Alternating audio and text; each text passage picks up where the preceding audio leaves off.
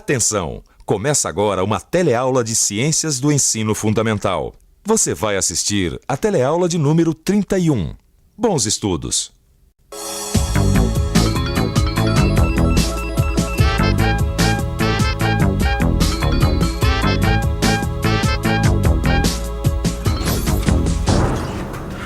Lançamento de verão. Escreve aí, Maria. Prato do dia: arroz, feijão. E uma salada caprichada de tomate, alface, couve-flor, palmito e cenoura. Palmito, E cenoura.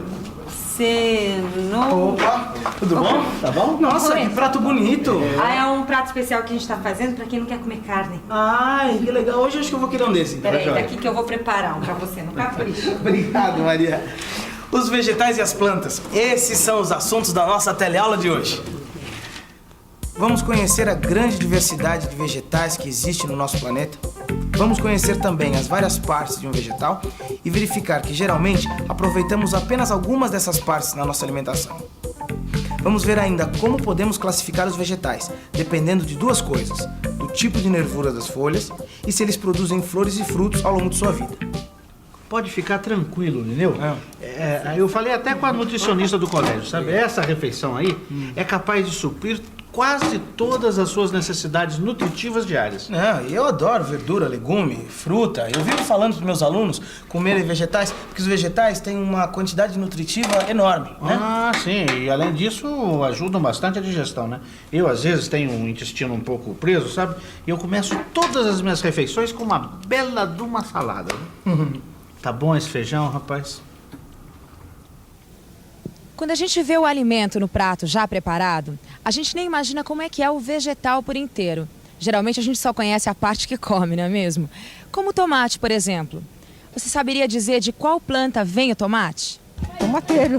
Tomateiro. Tomateiro. E que parte do tomateiro é o tomate? O fruto. É um fruto. Da fruta. É isso mesmo, então vamos conhecer um tomateiro.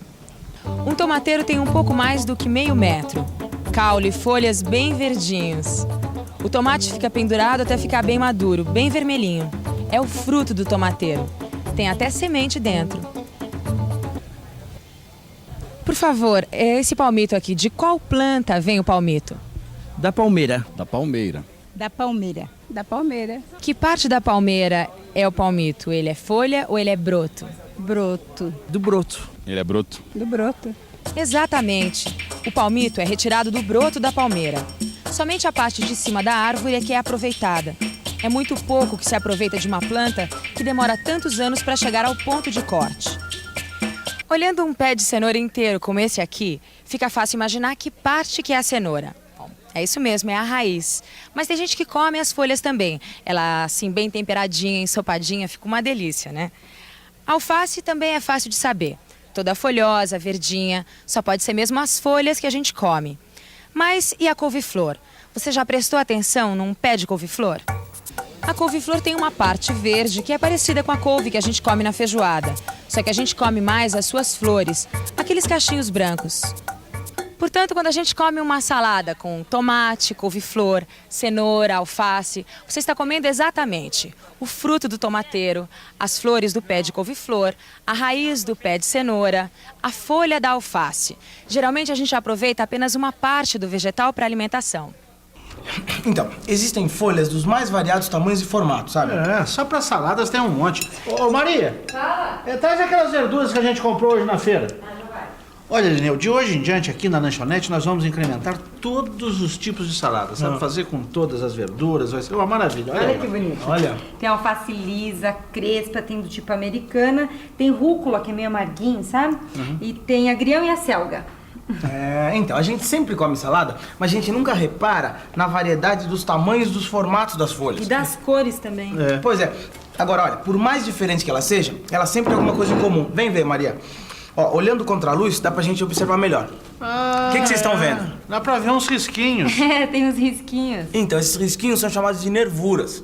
E é através das nervuras que circulam a água e alimentos das plantas. Puxa, vivendo e aprendendo, né? Ah, entendi. Quer dizer que essas nervuras aí funcionam como os vasos sanguíneos para os seres humanos. Exatamente, Alberto. As nervuras das folhas também variam. A gente pode pegar um pedacinho de grama e olhar no contraluz. Você quer ver só? Olha lá. Ela tem risquinhos bem retinhos. As suas nervuras ficam uma ao lado da outra. Várias plantas têm nervuras paralelas, como essa aqui. O milho, o arroz, as palmeiras. Já a maioria das árvores frutíferas começa daqui, olha. Tem folhas com nervuras bem diferentes. Nervuras bem ramificadas, formando uma rede intrincada de risquinhos. O pé de alface, o pé de cenoura, as roseiras, as violetas, têm nervuras assim. Então, um dos jeitos da gente classificar os vegetais é justamente agrupando pela forma das suas nervuras. São esses os dois tipos básicos: nervuras paralelas, retinhas, ou então nervuras ramificadas, formando uma rede intrincada. Plantas, flores, nada melhor para alegrar o ambiente. Mas também nós podemos usar as flores para formar grupos de vegetais. Existem plantas que dão flores em algumas épocas do ano, como esta violeta, uma das minhas preferidas. Existem plantas que entra ano, sai ano, não dão uma florzinha, com essa minha amiga samambaia. Existem algumas plantas também que nascem embaixo das pedras ou em lugares úmidos, como os musgos. Muita gente acha que flores são apenas essas estruturas coloridas que aparecem em algumas épocas do ano. Mas existem muitos tipos de flores. Eu estava lendo nessa revista aqui. Existe o grupo dos pinheiros, por exemplo. As araucárias, que gostam do frio e florescem no sul do país, são plantas que produzem sementes, mas não produzem frutos. Outro tipo de flores são essa aqui, que nascem em plantas como a grama, o milho. A maioria são flores pequenas e ficam unidas umas às outras, formando um cacho, que a gente chama de inflorescência. Desse grupo também fazem parte as orquídeas, cada uma mais linda do que a outra. As orquídeas da nossa floresta tropical, então, são deslumbrantes. Essa revista mostra também vários exemplos de um terceiro grupo, as flores das árvores frutíferas.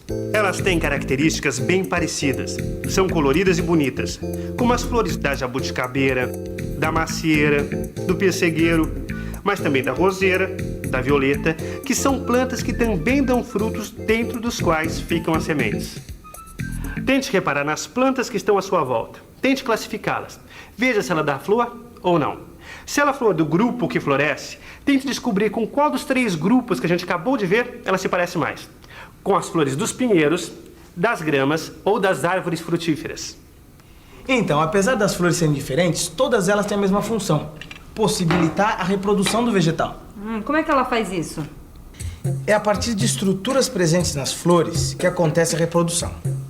A parte masculina da flor se encontra com a parte feminina da flor, dando uma semente. Nessa semente está o embrião de uma nova planta. Quer dizer que essa semente do mamão pode dar origem a uma nova planta? Isso. Maria, você guarda essas sementes aí que nós vamos plantar no quintal, viu? Com certeza vai nascer pé de mamão.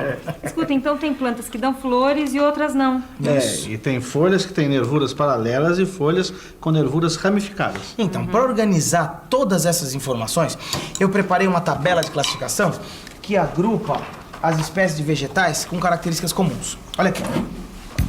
Então a gente pode dividir os vegetais em 2 grupos: os com estruturas de reprodução muito visíveis e os com estruturas de reprodução pouco visíveis. Os pouco visíveis a gente pode dividir em 2 subgrupos: o das samambaias e o dos musgos. Agora, o grupo dos muito visíveis a gente também pode dividir em 2 subgrupos: o das araucárias e pinheiros, que dão sementes, mas não dão frutos, e o grupo das gramas e das árvores frutíferas, que dão frutos que contêm as sementes. O tipo de folha da grama tem nervuras paralelas, e o tipo de folha das árvores frutíferas tem nervuras ramificadas. Ah, agora ficou mais fácil de entender. Gente, mas por que essa mania de classificar tudo? Qual que é a vantagem de ter todo esse trabalho? Olha, Maria, a classificação ajuda muito quando você quer estudar ou descobrir alguma coisa nova sobre algum ser que você não conhece. Para vermos a utilidade dessa classificação, vamos fazer um teste. Se nós pegarmos a folha de uma árvore que a gente nunca viu antes e observarmos que tipos de nervuras essa folha possui, nós poderemos deduzir várias outras características do vegetal. Bom, essa folha, por exemplo, ela pertence Ah, este grupo aqui, olha, das nervuras ramificadas, típicas das árvores frutíferas. Bom, a partir daí a gente pode deduzir várias outras coisas. Por exemplo, que ela possui flores, mesmo que não seja a época de florir. E que essas flores são diferentes de outras árvores, como as araucárias, por exemplo. Bom, não é o máximo. A gente pode concluir várias coisas a partir da observação de uma das características e da análise da tabela de classificação. Bom, obrigado. Bom, hoje você aprendeu como a gente faz para classificar as plantas. Na próxima teleaula, a gente vai estudar a classificação dos animais. Mas antes, vamos para a revisão. E atenção, se liga aí que é hora da revisão. Na teleaula de hoje, aprendemos que existe uma grande variedade de vegetais no nosso planeta. Vimos que um vegetal é formado de várias partes: raiz, tronco, folha, flor e fruto. E que muitas dessas partes de vegetais são usadas na nossa alimentação. Aprendemos ainda que podemos agrupar os vegetais segundo algumas de suas características. E conhecemos algumas tabelas de classificação. Bom, se a classificação das plantas já é tão interessante, imagine dos animais. Eu mal posso esperar até a próxima teleaula. Tchau!